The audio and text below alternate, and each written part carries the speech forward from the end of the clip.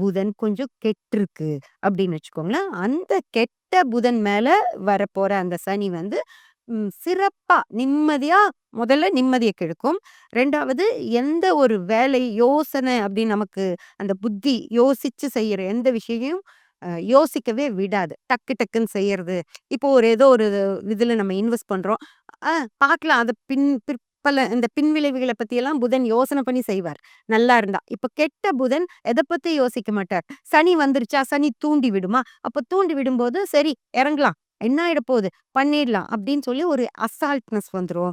ஒரு அதிருப்தி அந்த மாரியெல்லாம் வந்து என்ன வேணாலும் பண்ணலாம் அப்படிங்கிற ஒரு எண்ணத்துக்கு புதன் வரும்போது, அந்த புதனும் கெட்டு வேலை செய்யும். அந்த புதனை கெட்டு வேலை செய்ய தூண்டுறது இந்த கெட்ட சனியா இருக்கும். அதனால உத்திரட்டாதியில வருது சனி அப்படின்னா எல்லாத்துக்கும் கெடுதல் செய்யும் அப்படியெல்லாம் கிடையாது.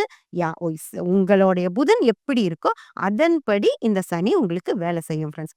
சனி வந்து மீனத்துல புரட்டாதி, உத்திரட்டாதி, ரேவதி இந்த 3 நட்சத்திரக்காரங்களுக்கு மட்டும் தான் அதுவும் அவங்கவங்க டைம்ல தான் வேலை செய்யும்.